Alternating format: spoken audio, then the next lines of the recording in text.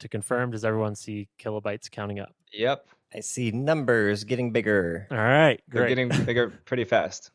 Yeah. That's maximum quality for you. We have to ask this every time for very good reasons, because trust me, we have recorded episodes in the past where we misclicked that record button and bytes were not counting up, and we just talked into a non-recording microphone for a while. It was great. Yeah, it's understandable when you click away. That first click back doesn't actually click the button. Yeah. It selects the window. So Yeah. So really, it's Apple's fault if we're really getting You down. can open a ticket and they'll prioritize accordingly. yeah, I'm not an idiot. It's Apple. Yeah, design a better operating system, Apple. Golly.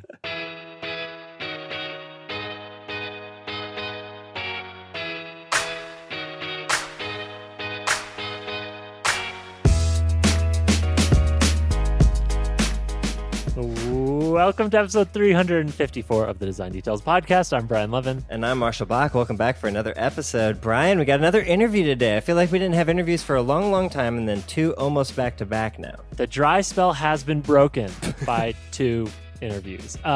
We got a good interview today. We are talking with Yitong Zhang, who is a designer at Coinbase, but we're talking today about the visa process, which this is a topic that has not been on the show, at least with this much depth before. So we have a lot of ground to cover, but before we get into it, we got to shout out our golden ratio supporter, Float. Float is resource management software for planning your team's time across multiple projects. It saves your team time so you can get back to doing what you love, which is designing, making things. You can learn more about how teams in more than 150 countries around the world use Float for their resource planning at float.com/design details. Thank you, Float. Thanks, Float. We also have some new VIPs, very important pixels this week. Yeah. Huge shout out to our new supporters, Hugo, Simon Erickson, Sungpil Seo, Max Rudberg, Jose, and Ada Z. A to Z. Holy shit. Amazing. Okay, this person's name is Ada, ADA, last initial Z. Yeah. A to Z. I love it. God, we got It's another so one. good. All right. We every week, Brian. Every single week. Yeah, I love it.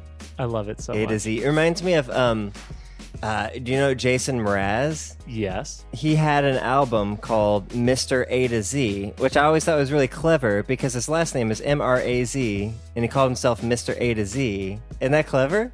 Oh. And also serendipitous for a last name and someone who's Lovely, good with wordplay. Yeah. Uh-huh. Anyways, as is tradition now, number 2 for our interviews, the sidebar for today will be some bonus questions with our guests. So if you are a supporter on Patreon, you're going to get the full interview. And if you're not and want to hear those bonus questions, go to patreon.com/design details. For just $1 a month, you can support the show. Your support goes directly to making this show possible, paying for the software and the tools that we use. And in return, you get access to the sidebar, which is a weekly segment. Usually it's I don't know, a cool things, but design specific. So resources, links, stories, that kind of thing. But on interview days, it's bonus questions. So head to patreon.com/design details if you want to hear our full interview today. And with that, let's get into our conversation with Yitong Zhang. let's do it. Okay. Yitong, welcome to the show. It's nice to have you here. To be here. Long-time listener, Yeah. first-time caller. Hey, there you go. Nice. For people who don't know you, could you tell us a little bit about yourself? I guess, how would you intro yourself to a stranger? Sure. So I am a product designer in SF working at a company called Coinbase. So the TLDR on Coinbase is that it's a bank for crypto. And so I've been a designer for, I don't know, a while now and have worked at various agencies. I've had my own startup for a while and now find myself kind of like working for a big company. How's that going? That's it's going fine. I knew I had like one big company experience in me that I wanted to try, and this was sort of the one. And I'm glad that I'm doing it and I'm learning a lot. But this is probably my last big company experience. I don't think I'm particularly cut out for this kind of lifestyle. Oh, Doing fine. And if like 10 years later you find me working on Google, you can call me out on it. Okay, I will. But well, first of all, I would say big company is all a matter of perspective. I don't know how big True. Coinbase is, but Yeah. certainly a growing company. But are there particular things about it that you don't vibe well with? Oh, to be clear, like working on Coinbase is pretty chill. I mean, like for like a company of like 1,000 something people, It's pretty chill. I think for context, like I got into design like doing like fan art for anime, and it's like okay, then like doing stuff for like my own company. So that was kind of always been a little bit my vibe and the kind of stuff that I wanted to work on with. So it's not that that I like particularly dislike working at large companies. Like it's like everything that it advertises is true. And everything that is about it that's good is true, and everything bad about it is true. And I don't think this is sort of like very unexpected for most people. It's just like kind of like I knew what I was walking into, and I knew that this was going to be like a thing that really I wanted to do for like a few years in my life. But it's like long term never really been the thing that I wanted to do. So if you had to envision what the next thing is it starting another company, or you would just want to go back to something smaller? Yeah, I think it's starting another company. Okay. Any ideas Yeah. on your mind? Yeah. Man, there's a couple of spaces I'm thinking about. Immigration is one of them. Housing is another one of them. This is all super early. I'm gonna like throw out a bunch of ideas and then like probably look really stupid because they're all kind of like early things. Sure. Yeah. So like stuff like that. Really interested in also like I think the like whole remote work situation. And I know that a lot of people are working on tooling to make remote work better.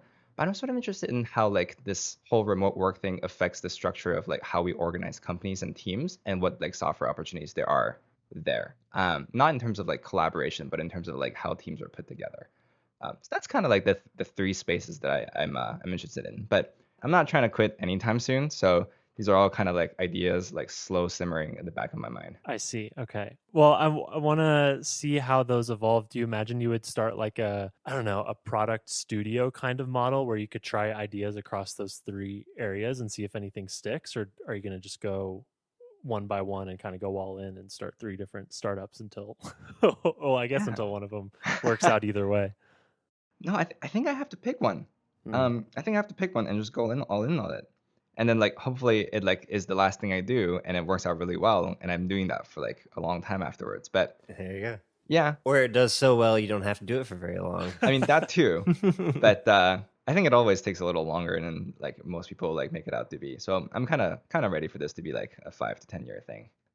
Well, it's relevant that you brought up immigration as one of the areas that you're interested in because it's kind of the topic that brought us together for this call. Yeah. We've seen I don't know, how do we even start here? The political landscape, the legal landscape around immigration, especially into the US, and specifically around visas that impact people working in tech, like the H-1B, which is a very common sort of tech worker visa. A lot of stuff is changing there. And so you reached out and just mentioned, like, hey, this is an interesting topic because it affects so many people. But you mentioned that, in your experience, not a lot of people actually know what's going on. You have to actually pay quite close attention to the news and kind of dig into these stories to see how the visa process is, which are already complicated, how they're evolving. So maybe to kick us off, like, what's going on in immigration land for you? Like, which parts are interesting? And then how are you thinking about what's happening in the world today with some of the proposed legal changes and what's happening to H-1B holders? Yeah. Okay. That sounds great. Like a great way to start. Full disclosure: I am not a lawyer. I do not provide good immigration advice. Uh-huh. I provide some context, not all context. So do your own research, please. Don't take anything I say as like anything remotely reliable. I'm just here to try to inform based on my own personal experiences. Good. Okay. That aside, okay. Man, immigration is complicated. There are people who are highly educated called lawyers who like do this professionally. I think it's pretty hard for most people to keep up. I think you're right. And what's happening right now? So let's just start from the top, right? Okay, so what is a work visa? Okay, so if you're not a citizen or permanent resident of the United States, you need permission from the U.S. government to work here. Pretty straightforward. And that permission is a visa. There are all sorts of different visas that people get to work in the States. Probably the most popular one among them is the H-1B. The H-1B is sort of like the general one for like highly skilled workers that a lot of people in Silicon Valley work here on. But also there's a bunch of other ones. So some of your friends might be on the J1 if they're like a little bit more early in their career, or the F1. Some of your friends from Australia might be, I believe, on the E3. Those are like visas for Australian people under a special treaty. Or if you're like me and you're Canadian, you might be here on a TN visa. So there's a whole bunch of stuff. But all of this sort of like gives you the permission to work in the States with various restrictions. And The restrictions vary pretty wildly depending on the visa you get. Some of them are far more restrictive. Some of them are like far more free. But generally, I think the reason we're here to talk about this is that like there's been a significant curtailing of visa issuance and general immigration policy in the last few months. Right. What changed? Let's see. I think this started roughly in April. Before April, there was like rumors of things going to happen, but it wasn't. The first official word was April, when I believe green cards were suspended for people who were outside of the United States.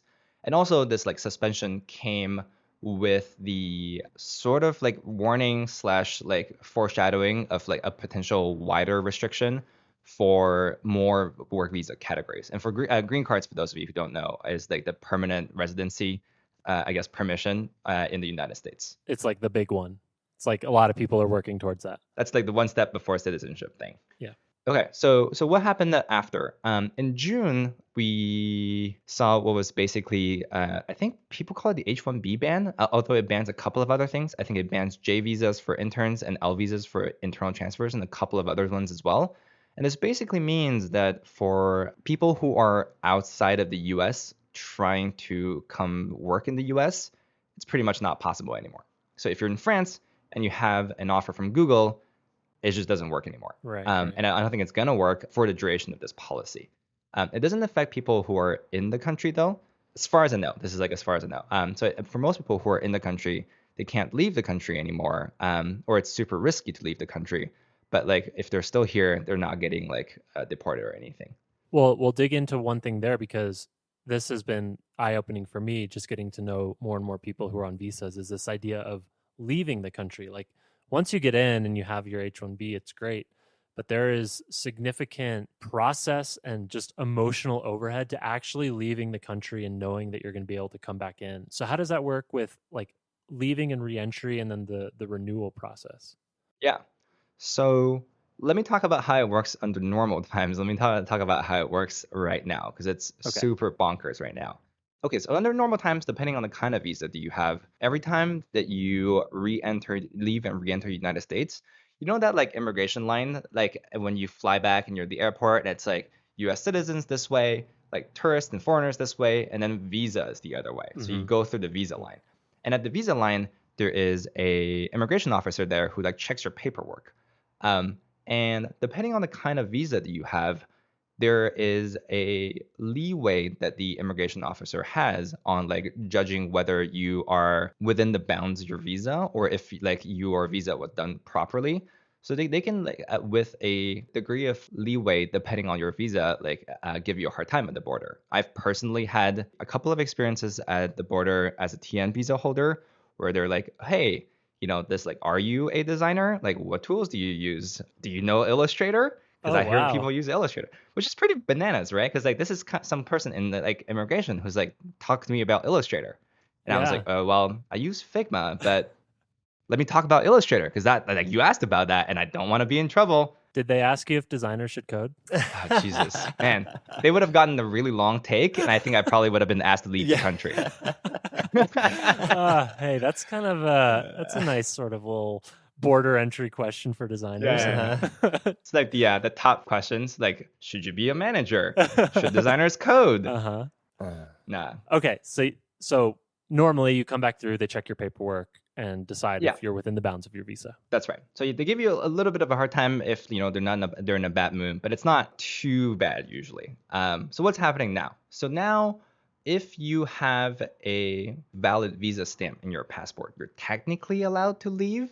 But most immigration lawyers, at least at Coinbase and probably like in most other companies too, are advising against people leaving for fear of policies changing. And like, to be clear, like policies that people didn't think were going to change have changed like 3 times in the last 6 months. Right. So at this point, people are just like, look, you might technically be safe to leave right now, but don't. Right? Just like for your own safety, like, and for the safety of your family who might be like potentially depending on your visa, just don't leave. And if you don't have a visa stamp on your passport that is currently valid, either because your visa stamp is out of date, which like might not necessarily mean that you can't work in this like country, it just means that your like stamp is out of date. you just like straight up can't leave. And if you leave, you can't come back. So that's kind of like the situation that a lot of people are in right now. So like if you're a visa worker, then by definition, you have family outside of the US. And like since we're all experiencing COVID together, you might want to hang out with your family, which is no longer a thing that is advisable to do these days. Yeah. So there's the policy part, and then there's just like the actual human part of this, which is, yeah, you want to go and visit your family, but you can't because you're not sure that you're going to be able to actually come back in. Yeah. Yeah. So my girlfriend right now, like her family is in China, and like it would be really great if like she could go visit her family right now, but it's just not certain. And so we're not making any moves. We're not going to see my family in Canada. We're not going to see her family in China. And this is probably going to last for as long as the current administration is in power. Can you explain a little more? Because I know that this impacts leaving and coming back, but there's also quite a bit of nuance here about if you have a work visa in the US and then you end up getting married and having kids and you have a family here, but your family members could be on a different visa and there's like different working restrictions. And so there's also, it's not only this fear of like a single person leaving and coming back, Yeah. but it's a person with a family leaving and not being able to come back to their family, or Yeah. or they lose their visa, which their family depends on. How does that whole family interdependency work? So, quick caveat before I go on. I don't know anything about dreamers or refugees. I mean, like I know as much as most people do from like reading the news, but I think there's a whole really important and separate story happening to dreamers and refugees in this country that I'm like super not qualified to speak to. Not that I'm particularly qualified to speak about like visas for tech workers also, but like at least I know that from a personal experience. But this is not about that. Okay. So I think what we're trying to talk about here is like if you have a visa and you have family and you're like potentially a tech worker, like what happens, right? So most visas come with some stipulation for your spouse. So on a H-1B, for example, you can be a H-1B spouse, which would give you the ability to be in this country and like have a certain like rights. And if you are a E2 spouse, so if that's another visa that you like are allowed to be in this country and like have certain rights. And so like not only are people thinking about their own situation in the country, they have to think about their spouse if their spouse shares their visa.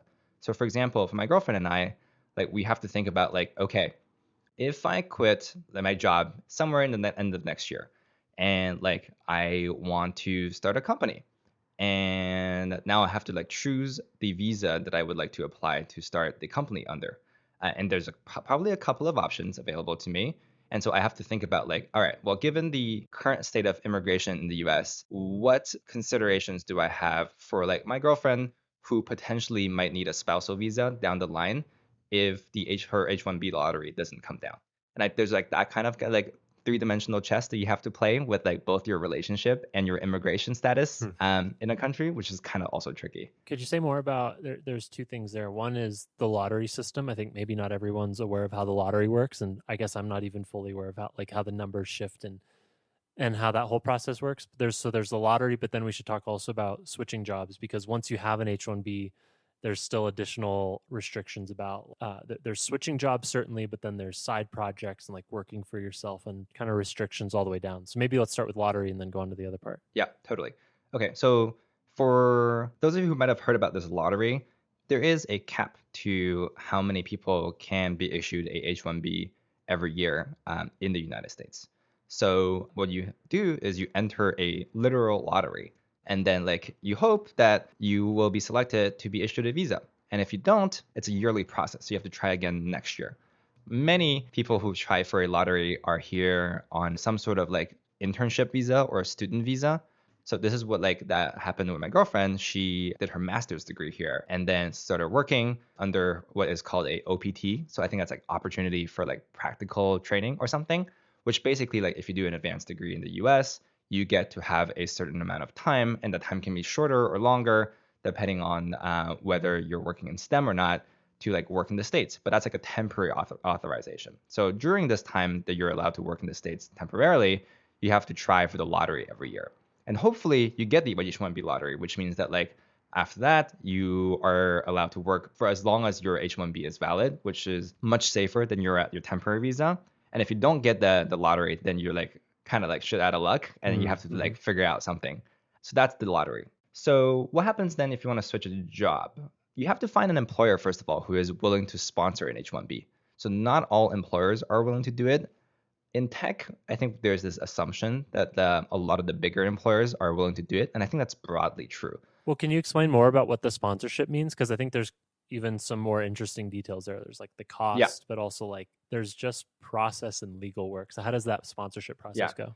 Okay, so I don't want to get super deep into that because I feel like I would like at that point be providing potentially not a super see. accurate picture. Okay. But like basically, I think what my understanding of that how that works is that the company that is petitioning on your behalf has to file paperwork to prove some things to the government. Like, and I think that, like among the things that they have to prove is sort of like, okay, you like will potentially this is not going to compete with an American worker. And there's like a couple of stipulations like that. And I could be kind of like a little bit out of my depth here in terms of exactly what they need to prove, but it is like a non-trivial amount of things, both in terms of paperwork and cost that they have to prove. So that is like a fairly like significant burden on the employer, which is why only the larger employers are willing to do it. So if you wanted to go work for like a 4-person company, then they're like, well, that's kind of like a lot of overhead that we have to do, and probably we're not going to do it. Right. Okay, so you get sponsored, and then if you want to switch jobs, does that transfer? Can you just hopscotch that to the next thing and pick up where you left off, or does the whole process restart? My understanding is that the H-1B, you can hopscotch to the next place with some caveats.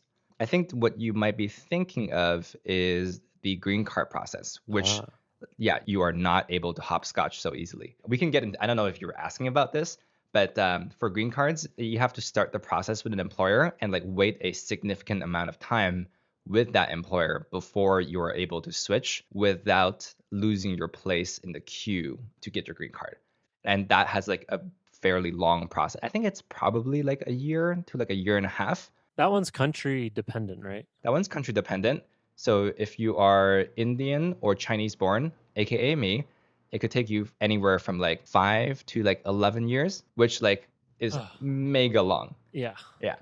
that's like Yeah. 3 times as long as the average sort of job tenure in Silicon Valley. So right. At the lower end, right? Yeah, if Which that is puts kinda any insane. context around that Yeah. length of time. So I think the thing that we're not talking about here that might also be interesting to like just mention is what happens if you get laid off, which a lot of people are getting laid off these days, right? So you have to pretty much like just take any job you get because there's like a certain period of time during which you're allowed to stay in the country after you get laid off. This is like, again, like on a work visa, like the H-1B. And then you kind of have to find a new person to like sponsor your visa. And if you can't find a person to sponsor your visa, then you're out, right? You're just kind of like done. And it's not a particularly long period of time. I think it's at most like a few months. So you don't really have time to run like a super extensive like search process, especially under COVID, where like not a lot of people are hiring. And so you kind of just have to like go somewhere and just anchor there and like hope that you can keep your visa. And I think that's like a huge thing as well for people who are on visas right now is that they cannot afford to get laid off. Yeah. I mean, it's just like getting pressure from all sides, right? Like there's a pressure that around switching companies. And then especially if you're in the green card queue, like resetting your position in line. Yeah. I could imagine there's a feeling of perhaps being trapped within an organization. Like you've started the process and you just can't leave. Yeah. Then we have layoffs, which are like unforeseen circumstances and the time pressure that puts on you. And then what we originally talked about, just this idea of, should I go visit my family? Like, should I go home? Will I be able to come back? And it just seems like these 3 things put a ton of emotional pressure on a person. So I'm curious how you're dealing with it. And then I've been watching your tweets and it sounds like you're talking to other folks who are, dealing with this uncertainty. I'm curious what you're seeing from your side.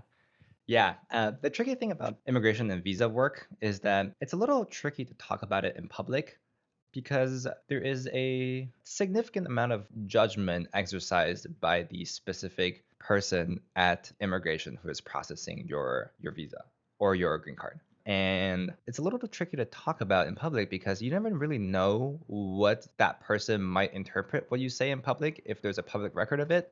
So for example, like before coming on this podcast, I had to like email my lawyer and go like, okay, what are topics that are safe to talk about and what are topics that are not safe to talk about? And so that's kind of like the underground network of people like trying to like talk about these things without ever really being public about it. People are trying to like talk to each other and figure out how this is going to work. For my girlfriend and I personally, that I think that's kind of like the personal effect on us is that we have to talk about marriage like far faster than we would have normally. And it's like part of me is like, okay, we're in like our late 20s and it's probably time to like think about this for sure. But also it's like it's a decision that you want to make on your own terms, you know? It's like your relationship with your significant other. It's like your future together, and it's like a pretty big decision that you probably want to make at a pace that makes sense for you and that makes you happy. But like I think what's happening to us now and to a lot of people is that you have to like think about it really seriously and very tactically in terms of like what that means for your ability to be together in this country. Like some of the other tactical things that we're thinking about is like, okay, well, if I want to start a company, like I have to like shop for the right quote unquote shop for the like right visa to get this company started on. And it's like under normal times, it would just be like a question of like, what is the best visa for this? But now we also have to think about like, okay, so what if we're on like an H-1B ban forever? And so she can't keep trying for the H-1B. And then like, would I like, then like potentially we would get married. And then like, then we have to think about like whether my future visa provides like her with working options. And it's like, then you're like playing three-dimensional chess again with like your relationship and immigration and like your like future like dreams of like starting something. And it's like it gets like for like everything in your life eventually kind of just like bundles up into this like one messy yarn. And you're like, whoa, suddenly like immigration is like everything, and like visa work and trying to stay in this country is kind of like related to everything that you do. Yeah, it's just this perpetual concern that permeates every decision that you make. It must be exhausting. Yeah, and it's like I think the way, I mean, you guys work on side projects. You know what it is like to try to keep a thing like going for many years. I think the way that I've been most able to like describe my experience just like thinking through visas is that like it is basically like a full-time side project. So I've like worked on like a bunch of side projects in the past, right? So I've done like a Figma plugin, and it's like it pretty much takes the space in my life. It has the like exact shape of a side project, which is like a little absurd to think about, but it's like that's what it is. It replaces a side project in my life, which like we can also talk about that because that also has like three-dimensional chess tie-ins with the visa situation. Well, yeah, how does that work? What are the restrictions on side projects? Yeah. So most visas, you actually can't earn a income from anybody except the person who's sponsoring you for the visa, which is your employer. So for example, for me, I'm on a TN visa and I'm only allowed to get paid through my employer, which I am, but I also like to work on fun things, right? So it's like I make a Figma plugin, I make a website that's like a reference library, and these things I give out for free, which like, okay, I like giving out things for free and it's nice, Yeah, but that's it's good. Good for us. Yeah. it's like free things are nice, and I don't mind contributing to that, to like the design community with like free stuff. But at some point, it's like, do you want the option of like potentially be able to monetize some stuff? You guys do like a Patreon thing. It's like that's nice. For me, that's not really an option, and for a lot of people who are working on side projects, that's not really an option. So you just kind of like give out things for free, which like kind of sucks a little, especially if you're thinking about eventually trying to start a company. You would like to start charging for some stuff eventually, but that's just not a thing that I do right now.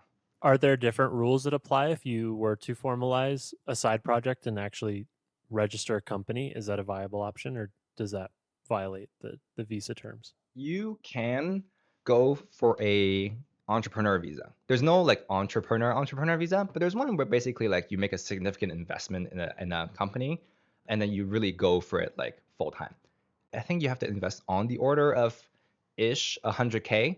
So that at that point it's no longer a side project, it's like a main project, but that's the way that you would do it. And so there's really no sort of like transition time between like working for somebody and then hacking on something nights and weekends to, oh, that thing is kind of like taking off, I'm going to charge a little bit of money for it, I'm still working my job, to like, oh, that's really taking off, I'm going to quit my job and do this. It's just kind of like you're doing it for free, and then if you want to, you can drop 100K and then like go for it full time. Yeah, which is so many people have 100K lying around to just start a company. Right? No Totally big deal. viable. 100K, test the conviction. Do you really believe in your side project?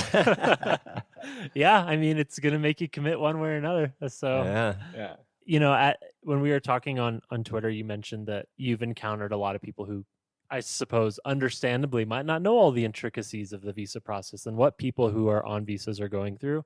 Is there anything that you've noticed other people surprised by that was surprising yourself? Like, oh, you thought this was obvious, but everyone you told it to was amazed that something existed here. Like, what are you finding talking to other people? Yeah.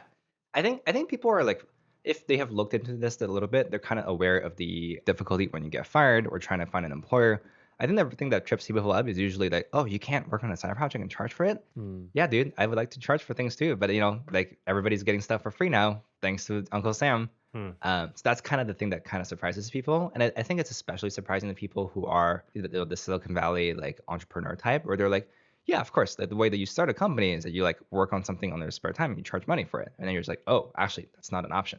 Yeah, that's devastating. And I mean, from my point of view, like the biggest problem with the whole mentality around the H-1B ban or restrictions is just it's trying to push this idea that there are X amount of jobs and one job that goes to an immigrant is a job that doesn't go to an American. Like it's a very fixed mindset, and that's just not true, right? Like if an immigrant creates a company, they are going to employ people. Like we continue to create new jobs and new wealth by the virtue of creating companies and innovating and building new things. Really. And to restrict that process on this idea of, oh, well, we need to save jobs for Americans feels pretty counterproductive if the underlying goal is to sort of reboot the economy or get people working again. I mean, this is kind of, I have two thoughts on this, which is that like, first, on most of these visas and green cards that are issued, you have to do the specific work of trying to prove that this is not going to take away a job from the American, right? That's just kind of literally part of the process. Not that we want to keep having that like fixed mentality conversation, but that is quite literally part of the process. And the other thing is that like, dude, you're right. Like most of these, like a lot of the big companies that you think about in Silicon Valley are started by immigrants. Like I think for a while when the H-1B ban was like happening, like all these tech CEOs were just like, actually, dude, I came here on an H-1B. You didn't know, but surprise, like now there are 300 jobs because of me. Well, quote unquote, because of me and many other people. But it's that is like literally like one of the like best engines for job growth. And it's kind of like seeing that disappear is like kind of sad. Yep. What do you think are ways that some of these processes could be improved or be better? Like what are things, I don't know, that a person like Marshall or I could be a part in to make these things easier? That's a great question. I think that there's the stuff that you probably would not be surprised by. So I would urge everyone to exercise their rights as Americans to vote. Vote in the direction that you think will make immigration better. Yeah, write to your legislators. I've been told that this is surprisingly effective, and it helps that like some person in your legislator's office can hold a physical letter and be like, people care about this. I cannot write to your legislators, so I cannot say that for sure, but I've heard that this helps.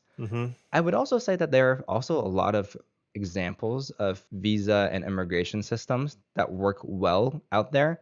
My home country of Canada has like unsurprisingly reasonable system. So it's like a point system. And like when my parents first immigrated to Canada, that's kind of what they went through. So right, they're trying to rationally assess whether someone is going to be successful as an immigrant in Canada. And then like there's like a set of like criteria in what they think is like a successful immigrant. And I think it's the same thing for a visa worker, where it's like, okay, you like speak the language, plus 5 points, literally points. You like have an advanced degree, okay, plus X amount of points. Oh, you did school in Canada a little bit, that's cool, plus X points. And if you have like over this amount of points, you just like get the thing that you want, which is like depending I think on the situation, either a permanent residency or like a visa.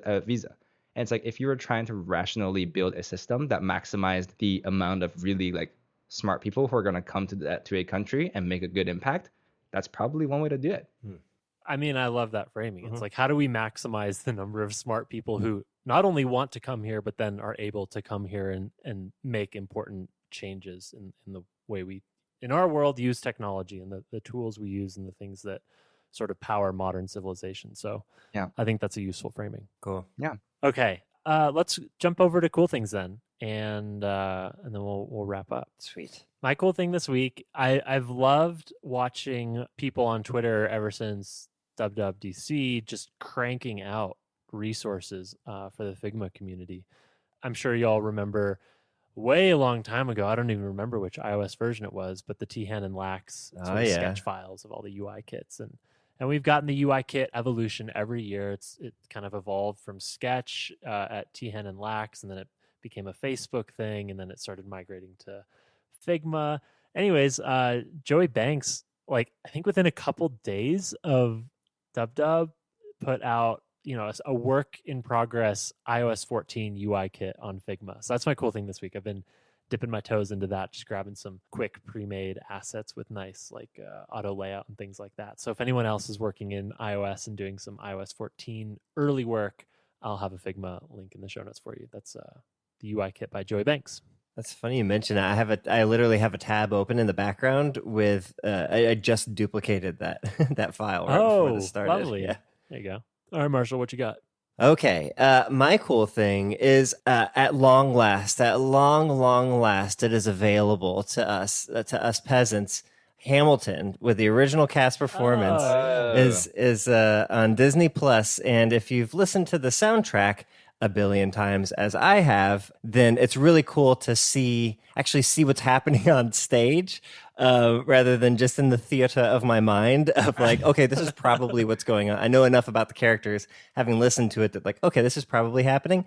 To actually see things like facial expressions and just kind of like the blocking of how stuff is happening, characters that aren't necessarily obvious that they're in the scene. Like, for example, there's a song that King George kind of saunters through at one point that I had no idea and was a really nice surprise. But anyways, if you weren't one of the very few people who were able to see the original cast performance live in New York when they were all together, this is a perfect opportunity. You can do a trial for Disney Plus if you want to and get to watch it. It's like a 2-hour movie and the best history lesson you'll ever have. Love it. Nice.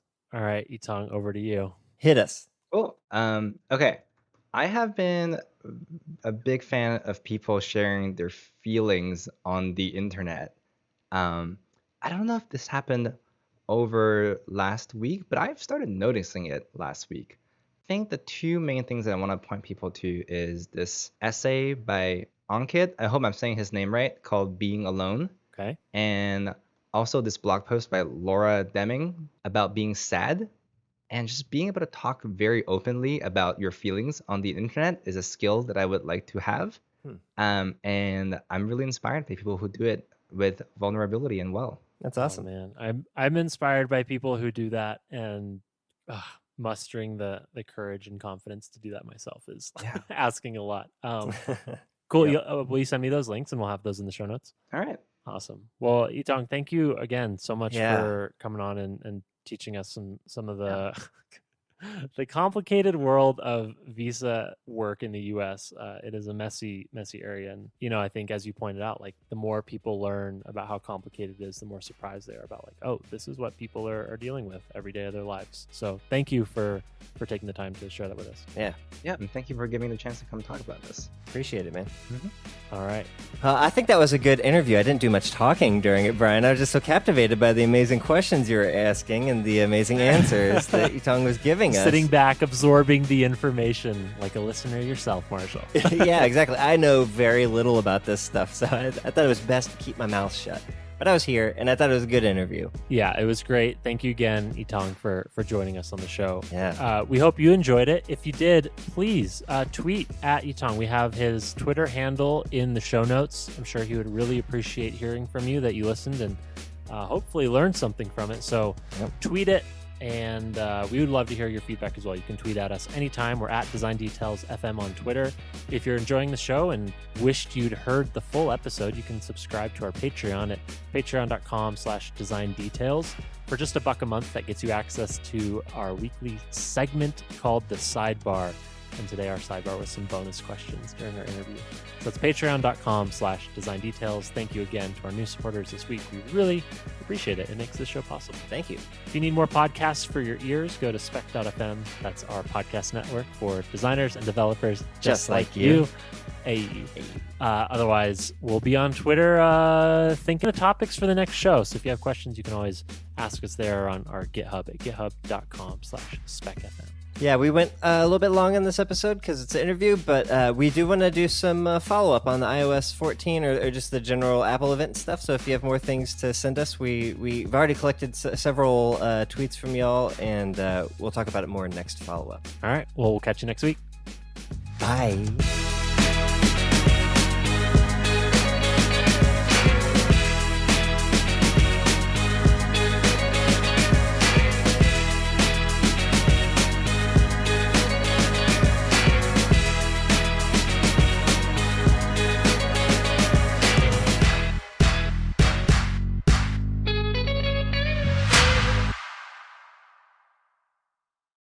And I'm mustacheless now. Have you noticed? Oh. No, I guess I did notice. I was too focused on your hair just fucking billowing upward like Gohan. Oh yeah. It's truly impressive. Yeah. I mean, it's